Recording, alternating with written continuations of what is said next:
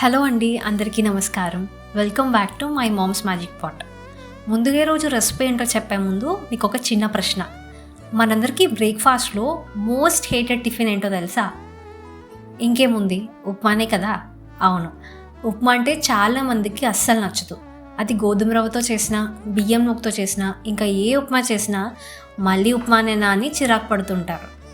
కానీ అదే నేను మీకు ఒక ప్లేట్ నిండా పులిహోర ఇచ్చి తినమంటే నేను సర్వ్ చేయకముందే ప్లేట్ లాగేసుకుంటారు కదా. ఎందుకంటే పులిహోర అంటే మన సౌత్ ఇండియన్స్కి అంత క్రేజ్. మరి ఈరోజు అదే బియ్యం నూకతో ఉప్మాలా కాకుండా ఎంతో రుచికరమైన పులిహోర చేస్తే ఎలా ఉంటుందో ఆలోచించారా? చాలామందికి అసలు బియ్యం నూక పులిహోర అనే రెసిపీ ఉంటుందని కూడా తెలీదు. అందుకే రోజు ఒక different and mind blowing traditional రెసిపీని మీకు పరిచయం చేయబోతున్నాను. ఇంకెందుకు ఆలస్యం, లేట్ చేయకుండా వీడియోలోకి వెళ్ళిపోదాం. ఇక ప్రాసెస్లోకి వెళ్తే ముందుగా మనం బియ్యం నూకను సిద్ధం చేసుకోవాలి.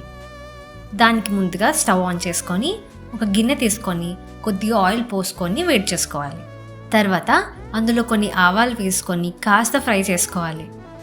అవి కొద్దిగా ఫ్రై అయ్యాక అందులో కొద్దిగా లేదా నూక ఉడకడానికి వీలుగా నీళ్లు పోసుకొని ఒక స్పూన్ సాల్ట్ కూడా వేసుకోవాలి.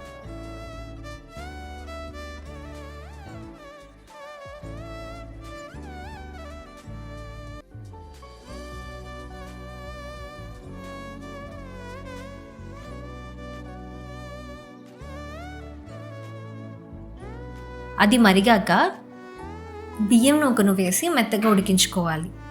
ఇక్కడ ఒక చిన్న టిప్ ఏంటంటే, అన్నంలా మరీ మెత్తగా కాకుండా కొంచెం పలుకుగా ఉన్నప్పుడే స్టవ్ ఆఫ్ చేసుకోవాలి.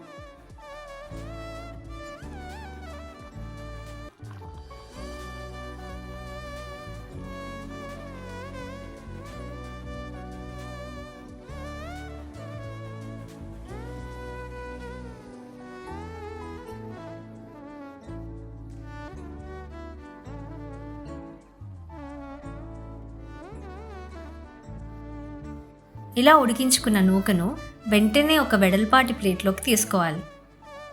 ఇప్పుడు వీడియోలో చూపిస్తున్నట్లుగా దీని ప్లేట్ అంతా పరుచుకొని బాగా చల్లారనివ్వాలి.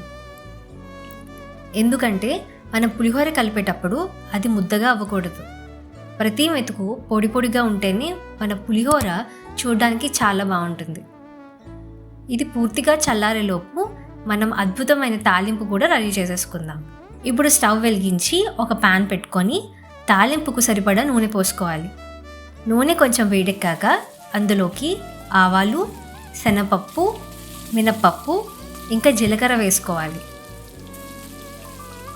ఈ పప్పులు నూనెలో వేగుతుంటే వచ్చే ఆ శబ్దం వింటేనే మనకు వంట మీద ఇంట్రెస్ట్ పెరుగుతుంది కదా.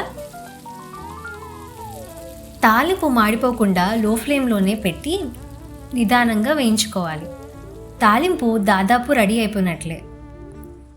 ఈ పప్పులు కాస్త రంగు మారేటప్పుడు ఇందులో కొన్ని జీడిపప్పులు వేసి గోల్డెన్ కలర్ వచ్చే వరకు ఫ్రై చేసుకోవాలి.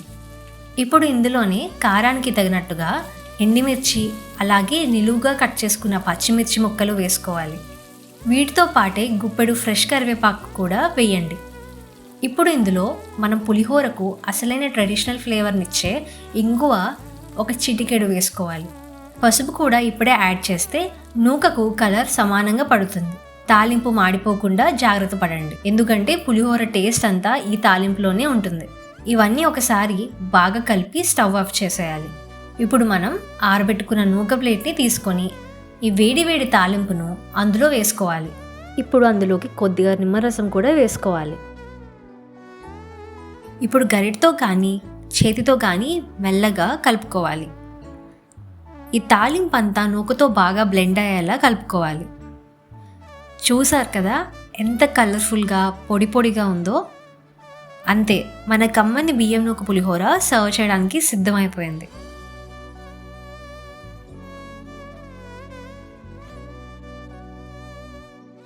చూసారు కదా, ఎప్పుడు తినే అన్నం పులిహోర కాకుండా ఇలా నూకతో ఒకసారి ట్రై చేయండి. ఉప్మాని కూడా ఇష్టపడడం మొదలు పెడతారు. ఈ కొత్త రకం పులిహోర మీకు నచ్చితే వెంటనే లైక్ చేయండి. ఇలాంటి మరెన్నో వంటకాలని మీ ఫ్రెండ్స్కి షేర్ చేసి వాళ్ళని సర్ప్రైజ్ చేయండి. మన మై మామ్స్ మ్యాజిక్ పాట్ని ఇంకా ఎవరైనా సబ్స్క్రైబ్ చేసుకోకపోతే ఇప్పుడే సబ్స్క్రైబ్ చేసుకోండి. మళ్ళీ కొత్త రుచితో కలుద్దాం. అంతవరకు సెలవు. Thank you for watching.